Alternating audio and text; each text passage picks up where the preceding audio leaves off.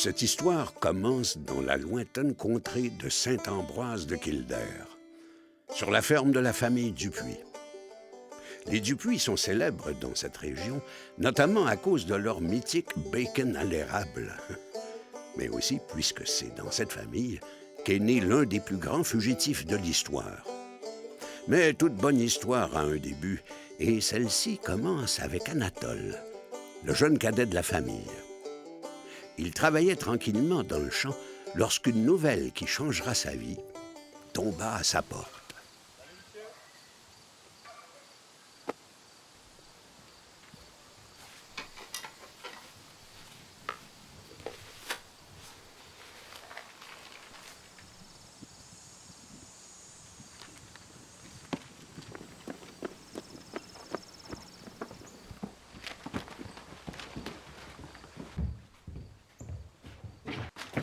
Maman! Eh oui, le grand frère d'Anatole avait été recruté pour l'armée quelques années plus tôt, et la famille n'avait pas eu de ses nouvelles depuis. Sa mère a eu beaucoup de difficultés à s'en remettre. Vous comprendrez donc pourquoi Anatole était affolé.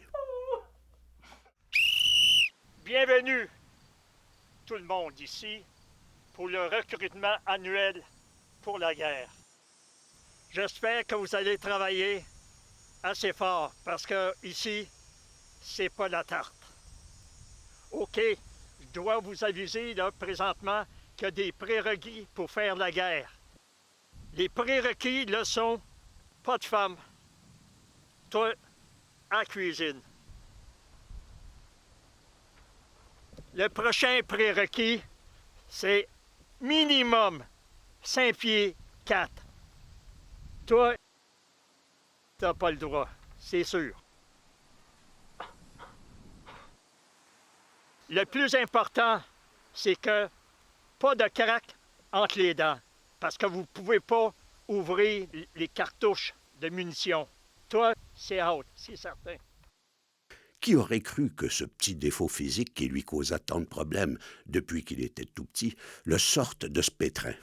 Il avait les dents du bonheur. Une réelle caractéristique qui permettait aux soldats des guerres napoléoniennes d'échapper à la bataille.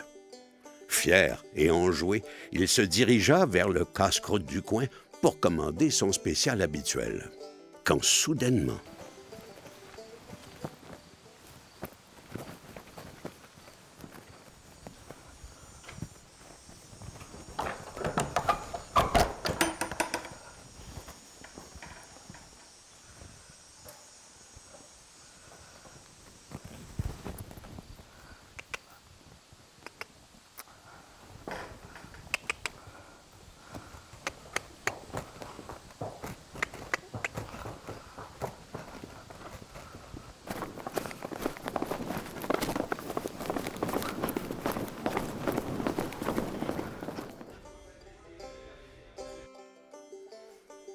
Et voilà, Cupidon l'avait touché au cœur.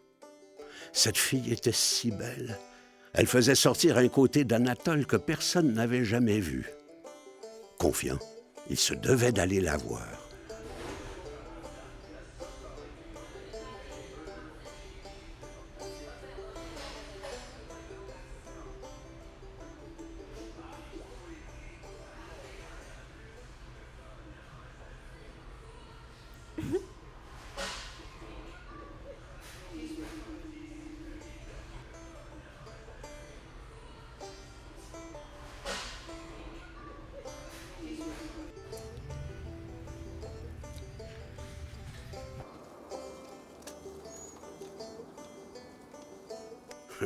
Déprimé, Anatole retourna chez lui. Cette chance que lui avait apportée sa craque de dents semblait bien l'avoir abandonné.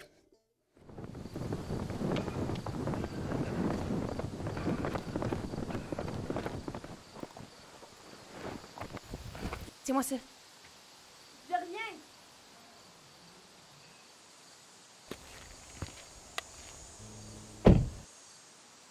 Hey! C'est un beau chien que t'as là? C'est pas un chien, c'est un cheval. Ah, toi, je parle. Ton cheval. Ah. Ça donne qu'on cherche un cheval volé, puis que t'es pas mal là. Anatole était dans le pétrin. Sa timidité l'empêchait d'expliquer clairement la situation. Le policier l'amena donc au poste. Oui,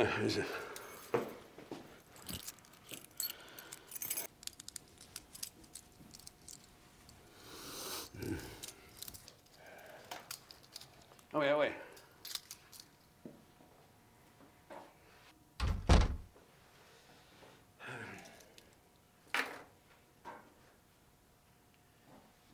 Ouais, mon petit gars, tu t'es mis dans des beaux draps.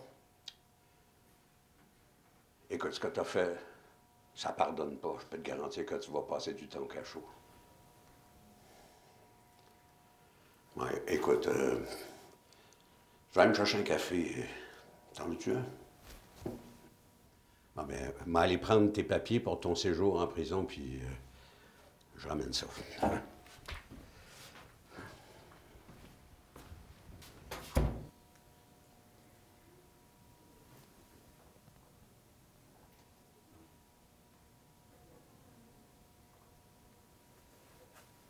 Et voilà. La journée farfelue d'Anatole allait se terminer en prison. Mais vous et moi savons qu'il a plus d'un tour dans son sac.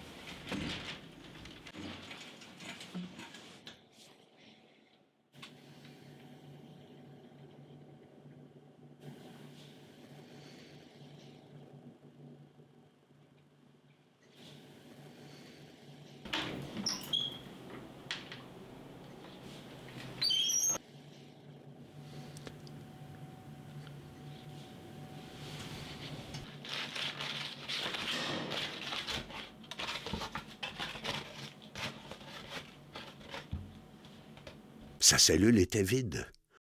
Seul un bout de papier froissé et humide y était resté. Les policiers l'avaient perdu. C'est seulement après plusieurs années que la vérité refit surface. La véritable coupable fut retrouvée et elle expliqua ce qui s'était réellement passé. Nous avons tenté de retrouver Anatole et de lui expliquer ce qui s'était produit, mais il s'était trop bien caché. Nous n'y sommes jamais arrivés. Il est toujours là, quelque part, dans la nature. Toujours innocent, toujours timide, toujours avec une craque entre les dents.